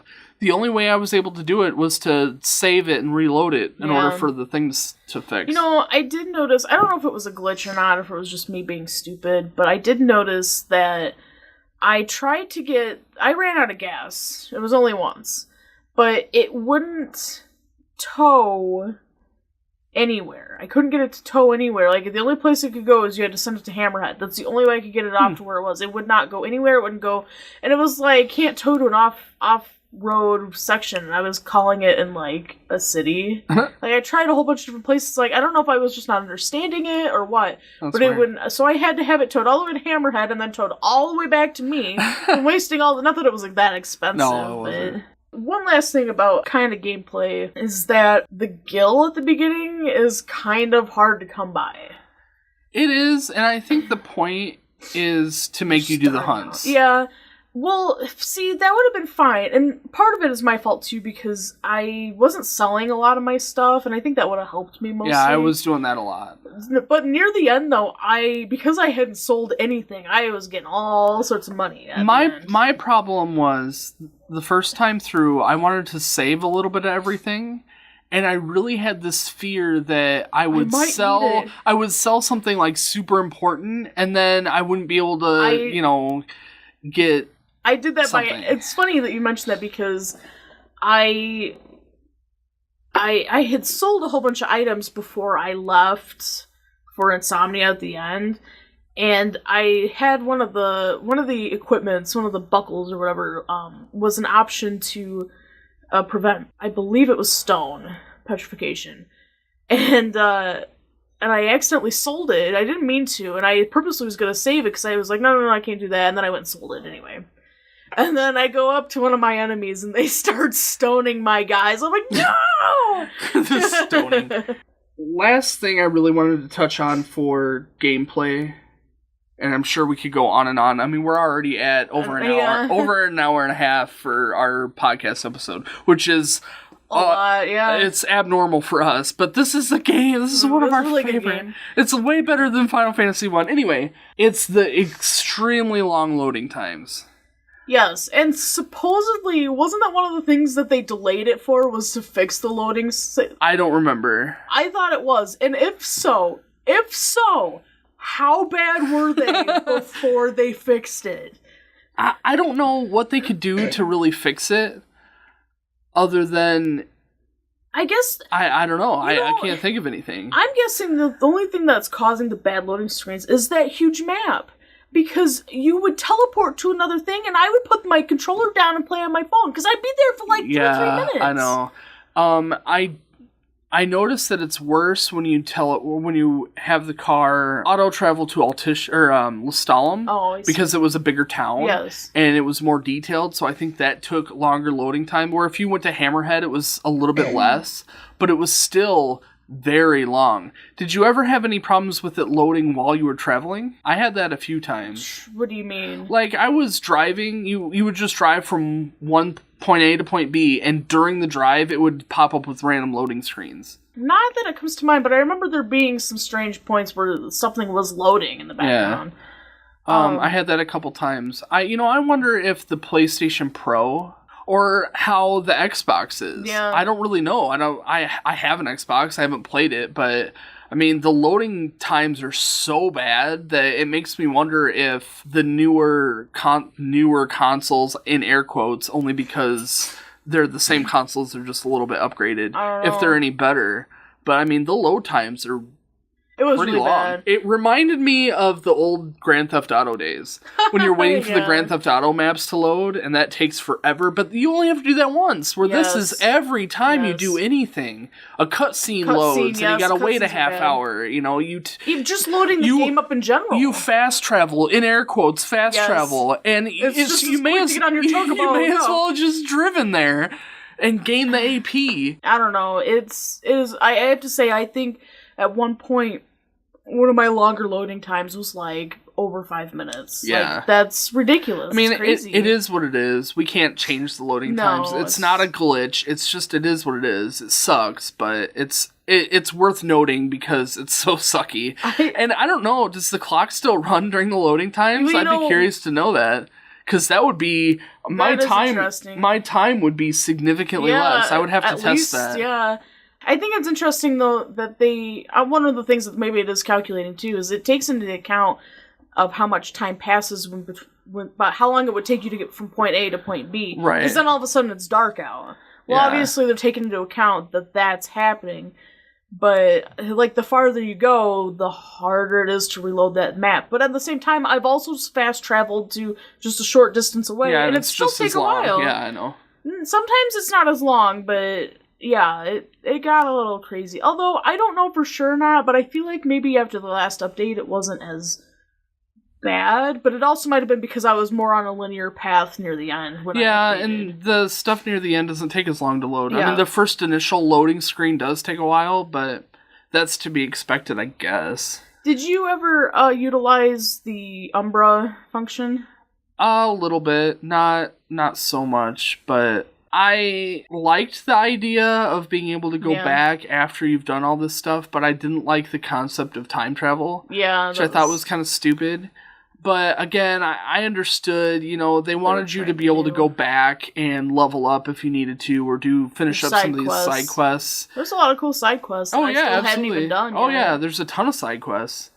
How close were you to platinuming your game? Have you looked? No. I can only imagine. Between me and Lori playing, we had one trophy left before we platinum, and that was Noctis fishing. Yeah. We didn't get to level 10 on Noctis. We're really close on one of the games. Did you like fishing? The more I did it, the better I was, and the easier it was, and the better I understood it, the more fun it was. But just fishing to fish was kind of boring. I thought it was a stupid skill for Noctis to have. Really I think they could have done something else, but whatever. I don't know, this might have just been me, but I had a quest that he needed to catch this one type of fish. It was the last one I did. Yeah. And they said that it came out at dusk and at night. I had that same one, and I couldn't I couldn't make it to that spot during those times without just standing there and waiting for it. Well, I happened to hit it a couple times, but the problem was I would get the fish I needed, and it would lock onto my lure, but it would never bite. Oh, yeah. The only time it would bite was at dusk. I don't know if it was a glitch, I don't know if it was me, but weird. It would not until dusk, because it was the one time that I went back, I was like, well, maybe if I try at dusk, because I actually looked up a video on it, because I couldn't figure it out, because they wouldn't latch on at all, and he was doing it during dusk, so I tried it, and sure enough, it latched on at that, and there was a whole bunch of them. Yeah. But it was, maybe I was doing it wrong, I don't know, I fully accept that fact that I was probably dumb. I didn't really care, especially at the beginning. I thought the fishing was stupid. It was really dumb. I don't typically care for fishing in video games. I would rather go out and fish myself. But even I don't know. I'm not a big fan of fishing in general, so I thought it was just a stupid. I think it's supposed to be a mini game kind of thing. If it was just an optional mini game and it wasn't like a skill of Noctis's, I think it would have been fine because you had to use it to do some side quests like the cat. Yeah, and see, I totally get that. That would have been fine. If it was just a mini game and an additional way to get extra food, but it definitely didn't need to be a life skill or anything. I don't know. I didn't feel like you got enough good stuff. It's not like you could really sell the fish. Right. I mean, I don't know. I didn't feel like you got enough good items from fishing that would really benefit your game. No, I wasn't impressed with it. You want to move on to graphics? I realize now that we're over halfway through that we haven't been talking about our scores, but I guess we'll do it at the end. So, graphics, this game is amazing. I really have no bad things to say about the graphics. It's a beautiful game. It's a beautiful world. The monsters. Food? The food is even beautiful. Dude, that food looked better than the food I've ever made. The monsters are so cool. It was Square Enix has always, in my opinion, done really good on their monsters. They excel at graphics anyway, and I think that they've made that a priority ever since Final Fantasy VI or before, where it's really to be as ahead of the game as possible, and this game is so awesome. It's so pretty. It really is. I noticed that the early bits of the game were significantly better than the later bits of the game. See, I felt the opposite. Really? Yeah. I noticed that, like, the very first cutscene where Noctis is talking to King Regis before he leaves the city is beautiful. You can see every strand of hair. Well, it's like the mouth movements fit really well with the words. The cutscenes were beautiful. All of the cutscenes, in my opinion, were beautiful. I'm just talking about in general, like the just regular cutscenes. They to me felt like they weren't as good as they were near the end. But I could be wrong. It's been 54 hours since I last played the beginning of the game. But I don't know. I could be wrong. You played it for a second time, so I guess you might know more. But I don't know. I mean, not enough to dock at any points. I gave it a 10 out of 10. Oh, I gave it a 9. So, I mean, I didn't have any qualms about it. Not enough to dock at any points. It's a beautiful game. The lighting effects are amazing. The ground effects are amazing. The night, like the headlights of your car when you're driving and you can see all the ripples and dips in the road, just like in real life, it's so cool. There's so many aspects of this, honestly, the visuals that are just so neat. The only qualm I can even think about, and I don't know how much of this is just, it's difficult to texture these things, but like fur and stuff on some of these. Yeah, they were a little patchy. Like, Carbuncle, I guess, is a bad example, but, like, he didn't look as furry as I imagine they wanted him to be. Like, stuff like that, I guess. I don't know. I guess I didn't really notice that it was any different than anyone else. No. I really liked the weather effects. When it was raining out, your characters were wet. And that was really cool. And even the effects of, like, the magic, too, is amazing. You do a lightning effect, and your characters are, like... charred. Well, your characters are, like, charged with electricity, and you can see it on their skin. And when, you do a fire, the whole ground is charred, and it's got, like, little bits of glowing red. Yeah, that's awesome. Like, things... Like, after the Rama attack... The whole ground is covered in, like, little... It's, like, charred. It's so cool. It's so neat. Did the facial hair where it was particularly thin, did that look strange to you at all? A little bit, yeah. I thought that Gladio's facial hair towards the end of the game, after 10 years had passed, looked kind of weird. It looked more, like, drawn on than it was, like, actual hair. I noticed that. I thought that was very strange. I felt like their end appearance was, like... just kind of thrown together. I was like, it'll be okay. It's just a couple. I kind of feel like they thought, well, let's just give them longer hair and some facial hair, and they look older. And it's like, I don't know if that really works. They didn't even look older. They just look different. They just grew some like hair. They grew their hair out for a couple months, I think the only and that one was who it. looked older was Ignis, I think. And he looked like something out of Star Trek or something. Yeah, and I think it's just the glasses. Yeah, it was kind of weird. It would have been cooler if they had let you seen more of the damage done to his eyes. Like, I would have liked to have seen a cloudy eye or something. That would have been kind of cool. like totally scarred over. Yeah, which you do see a little bit. You can see that it's scarred, but it's not. It really just looks like he has his eyes closed. It doesn't really look like he's scarred to the point where his eyes are missing or something. I hate to keep going back to the blind thing, but it was so flawed. And near the end, you get a chance to look at your last photo of your party, who I chose Cindy. Let's appreciate that for a minute. I chose a big picture of Cindy with her boobs all out there, and they're all admiring this. Like, are you sure this is the picture you want to take with you now? Oh yeah. Oh yeah. But they're like looking through that. Ignis says something along the lines of, "Looking at these really bring back the memories," and I'm like, but he can't see them. He can't see. All right, everyone. Yeah, I mean, graphics, no major issues. It was. I didn't see anything. I was amazed with the food, and after playing the demo, they really improved on the food. Oh yeah, they did. Over that raw egg. Even just the small details of Ignis putting it on the table and it kind of jiggling a little bit.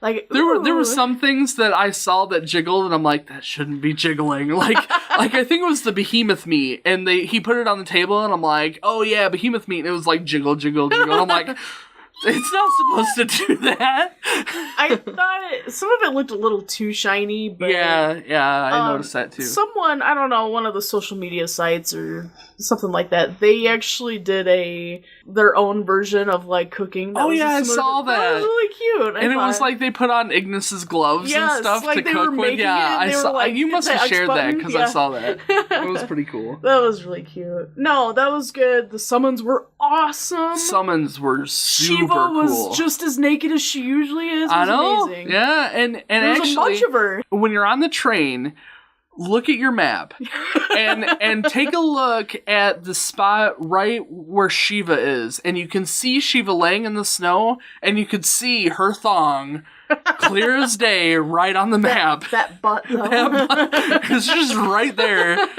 It's kind of funny. I mean, it's really cool. Neat that you can see it on the map. It's neat that they put in that little detail. It's amazing to me that they made that huge map and you can't explore it. I know. Why? Why would they do this? And like when you get off the train at that place where you go with the blind Ignis to that dungeon, there's like a whole town underneath there and you can't go explore that town. It's annoying. These little things, like we have the regalia, just let us explore. That you destroy. No, graphics amazing. I gave it a 9 out of 10 because you're picky. Yeah. So let's talk about some music. I really enjoyed the music. When it would get all like dun dun dun, the battle music was battle music. Like you were really into it. For me, I got into it with the music. I loved the music of this game. I dare say it's probably the best soundtrack of the Final Fantasy series. Yes. I don't know about that. There's a couple really good ones, but I don't know if it was the best. I really liked a lot of the soundtracks of the old games, but what I really liked about this one is the full orchestrated music, but it was very true to the Final Fantasy series, and I really appreciated that. And I could hear, the train station when you in Tenebrae, that song is so like Final Fantasy VII, and like a couple of them it like still that. kept that Final Fantasy 15 theme, and it was moody and it was cool and it was dark and it was awesome. For me, it felt like all throughout the game it was its own music. Like that's a Final Fantasy 15 music. Like that was its own. Oh thing. Yeah, it definitely was. Near the end, when it started getting closer to the end, when we have to deal more with the crystal and stuff, it really brought out that reminiscent Final Fantasy feeling and like all these different melodies, and it was like,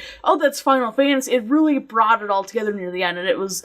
I liked the music mostly at the end when it reminded me of all these other ones. When I played it through the second time, and I have to say, the second time through, I really got a lot of it gave me the feels. The feels. Because I didn't have to worry about battling. I didn't have to worry about side quests. It was just enjoy the game.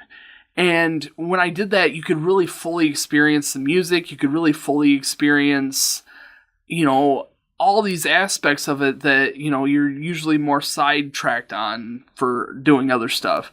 There was so many times that it was just like, oh man, it really puts me in the mood of the situation.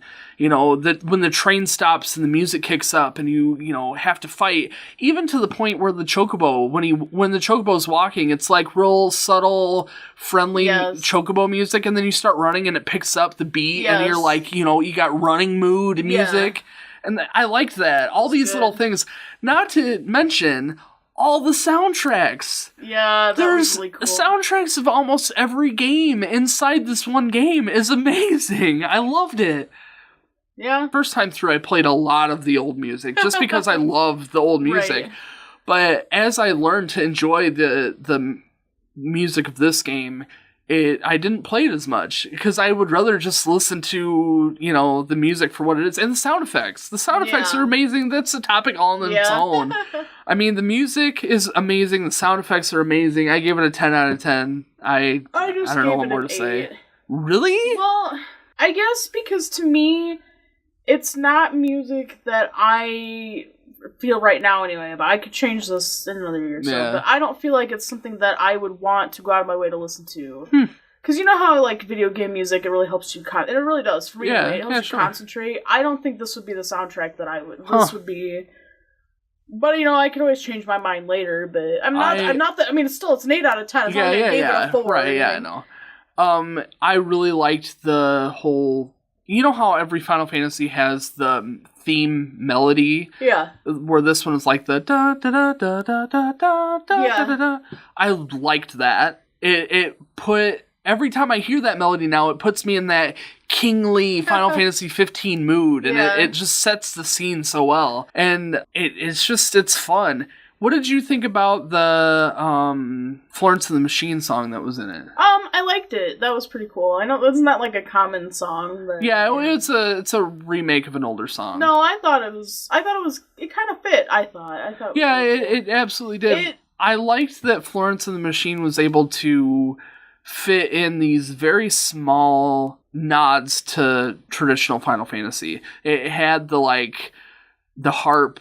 Yeah. I don't, the harp melody to it, and it made it so Final Fantasy without it being in your face Final Fantasy, I really appreciated that. And it was a good step forward in the way that they're doing their music. And I think that it was smart of them to do somebody who is a little bit more well known than in previous Final Fantasy games.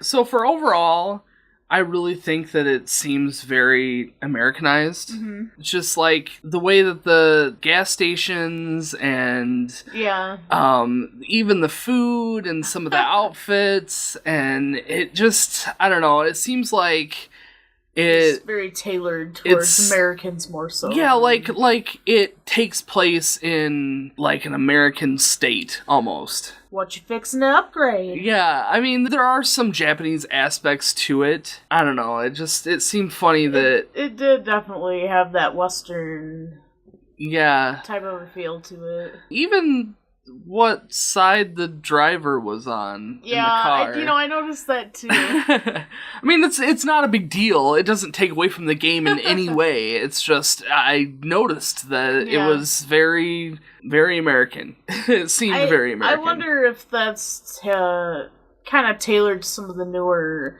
which I guess wouldn't make sense for the Japanese viewers or anyone else, but I wonder if it had to do with it being targeted towards new and maybe they were trying to go geared towards American Final Fantasy, or American fans, to gain more American fans. It's already huge in Japan. Yeah. It's already huge in other places too, so maybe it's their way of really trying to appeal to the American folks. And maybe that's even why they have the Florence and the Machine doing the music, and they have all these big name actors doing, the movie to try and draw get a that few more audience. fans Yeah. that they may I have could see lost that. over the years. So aside from that, I definitely think that it's good for those newcomers that are yeah. coming in. It's a great game that kind of tie in some of the games that are being produced nowadays. Mm-hmm. So like, you know, the open world is very good for people who are used to the open world aspect to it, without it being so like hallway and, you know, very RPG, you know, turn style RPG type thing. Yeah, I agree. The only thing that I kind of don't like overall is the advertisement being kind of in your face. You do have your Cup of Noodle quest that is basically a commercial. It is, completely. I mean, you get that quest, and you can't even skip the cutscenes. Like, in all other quests and all other, you know, parts of the game, you can hit, like, start and triangle or just triangle to skip the dialogue altogether. You can't do that with this quest. And it's so... it's... You know, I get it to an extent because it's the way that they made money in order to make this game. But I'm playing these games to escape reality. I don't need it. I don't need Coleman in my face. I know. It's pretty bad. Yeah, it's pretty bad. But it's really just a few. It's not like there's a ton of sponsors. It's just a couple. The Cup of Noodles was bad, but at least it was cute and unique, I guess. Like, we're not used to it anyway. Yeah. But, like, in the movie, which we touched on in the Kingsglaive episode, it really was advertisement, like, galore in that movie. Like, it wasn't as bad as Kingsglaive, where it was everywhere, where here it was a common thing. Like, they were camping, so they had Coleman gear. Yeah. And it made sense. It wasn't just plastered everywhere. But the cup noodle was not necessarily needed. No. I don't know. It just seemed weird. The quest was kind of funny. I don't know what the different options were, but I chose shrimp to hunt down to make my cup of noodles. The first time I chose shrimp, I didn't have it the second time. So did you fight the same monster? I avoided it. Oh, did you? I avoided you get that side quest right after you do right after you get Gladio back. After he does his mysterious thing. And if you leave the town by going clear back and around the city, you can actually avoid that quest, because you don't get that quest until you're in front of the cup noodle truck. So if you avoid the cup noodle truck, you actually can avoid that quest altogether. So the second time I'm like, no, I'm beating the advertisement and I'm gonna skip this ad. I mean, I like cup of noodles. It could have been worse. It just was weird. Yeah, I know. I agree. I would much rather not be being sold something than the game. Right, yeah. If I'm gonna waste my money from playing a game, it's gotta be on something like merchandise or something. Yeah. I don't want to go out and grab a cup of noodles to play with my Final Fantasy. Now, if they did Final Fantasy Cup Noodle, we did. I would do it. We went out and bought those soda. Well, you went and bought a whole bunch of soda. Yeah, the Jones soda. I don't know if that was really the same thing, though. No. I don't know. It's not like Cup Noodle. I'm not going to run out and buy Cup Noodle because of the game. I'm not going to run out and buy specifically Coleman brand stuff because of the game. Yeah. I don't know. That's just me. Maybe there's somebody out there that's like, but Final Fantasy. If they had a special Cup Noodle Final Fantasy edition, like Behemoth Meat Cup Noodle, that would be awesome. I would totally buy that. But I'm not going to go to Cup Noodle just because it was in the game. It doesn't work both ways. Yeah. Yeah, I agree. I feel like the advertisement, you know, I paid for this game. I shouldn't have to be paying for advertisement too. Yeah, I agree. But, I mean, I think that they're afraid they're not going to make their money back. There's no way they didn't. There's no way they didn't. But I think that they were afraid that they weren't going to. I'm guessing, though, when they're pumping all their money into these big screen actors. Yeah, maybe. I don't know. I felt like it was enough in Kingsglaive. I didn't need it in the game, too. Yeah, I agree. But again, it wasn't as shoved down your throat like it was in Kingsglaive. Yeah. Beats! No, but I gave it a overall 9 out of 10. I gave it a 9 out of 10 also. I also wanted to talk a little bit about how some of the aspects of Final Fantasy 15, it looked like you could be reused in Final Fantasy 7, the remake. Specifically, the train stop would be very well placed for the train stop in 7 in Midgar. Yeah. Also, the train. I mean, you have all these train...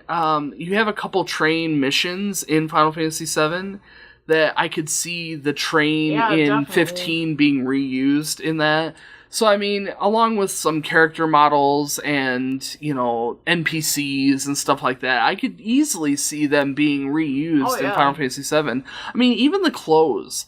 The clothes in Final Fantasy 7 are very modern, and I think that this game, 15, is very modern in its style, and I think that the two would work pretty well together.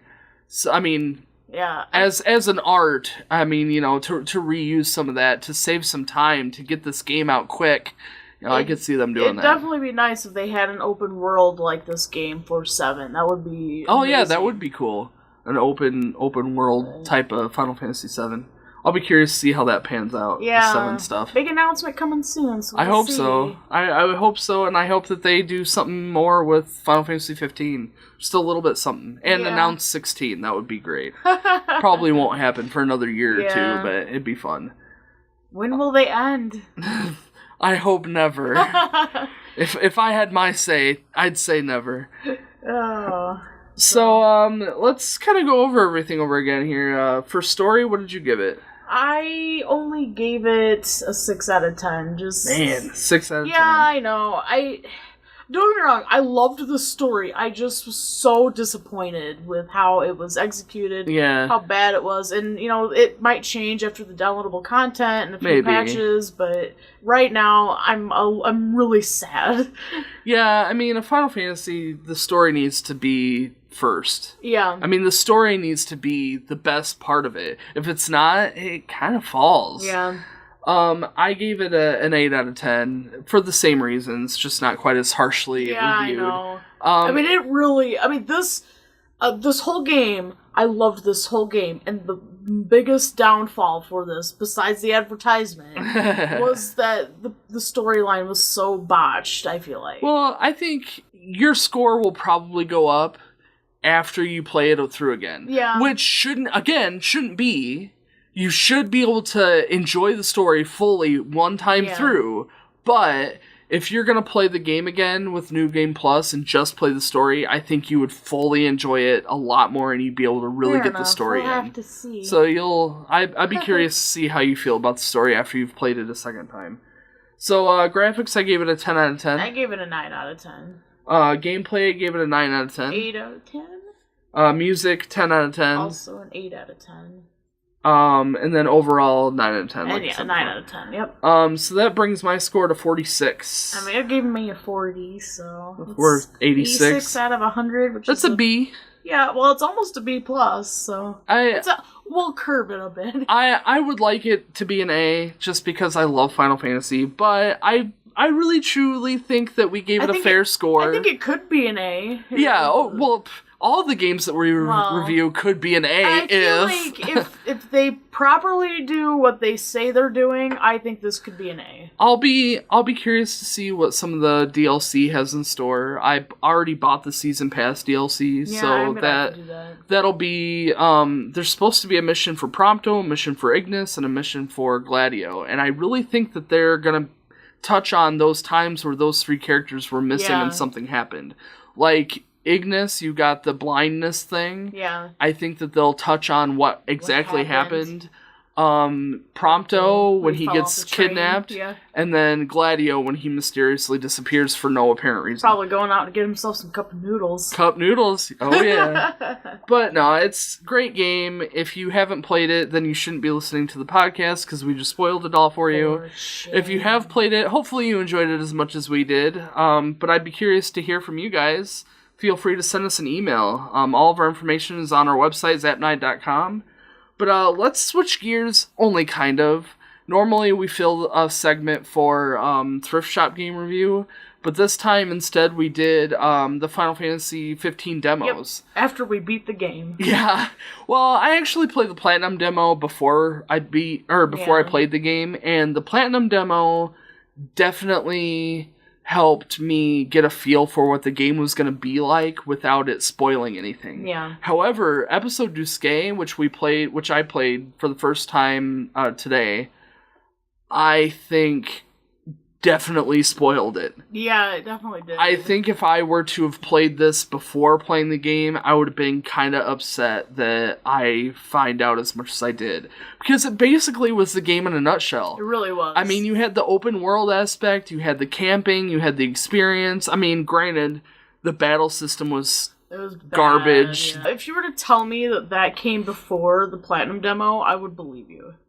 Oh yeah, definitely. Oh yeah. I mean, you could tell that it's a demo. It's pretty sad. It looks really nice, and it really does play okay, but the battle system is just ruined. They've made so many good improvements to the battle system, and I'm really happy with what the final product ended up being, because the battle system kind of is the shining star. I mean, it's really good. I mean, aside from the graphics, which is what it should be, and really the graphics in the demo was not hardly any different. You can kind of tell that there is differences. It's a little bit nicer in the final game, but overall, it's not that much different. The Platinum demo, however, is really its own thing. It's really fun, though. It was really cute. I thoroughly enjoyed the Platinum demo. They had a lot of really good ideas in the Platinum demo with the switches and being able to see some of the lighting effects with the day-night cycles, and having the battle system. You can kind of get a feel for the battle system. You can kind of get a feel for a sneak peek of some of your enemies. Yeah, that was really cool. And driving, and you can kind of get a sneak peek at some of the summons or the astrals in the game, and that's neat. You get to play with Carbuncle. Yeah, he's so cute. And you get to name him at the end, which is even better. Because there's nothing more than naming him after your favorite pet and then being like, oh, my favorite pet is coming to visit me. No, that was a cute one. That was good. But yeah, I mean, it's fun to play the demos. We have a couple other demos that we'll play with some of the other Final Fantasy games, so as long as I can hunt them down, we'll give them a shot and review them with the game review, so look forward to that. We definitely can do 7 and 8, and I'll see if I can hunt down something for 9 and 10 and more, as if we can make it that far. Yeah, that's true. We still have yet to play Final Fantasy 2, so that'll be coming down the pipeline here in another couple months. But our next game review is going to be Minecraft. Yeah. We decided to push back our Pokemon podcast review for another month or so, just to let Kaylie finish the game, but then also I want to try and beat some more of the Pokedex. So we'll see how far we get in another month or so, and we'll be playing some Minecraft. We're hoping to stream Minecraft for you guys to just kind of enjoy the adventure with us. And so we'll definitely see you guys next month.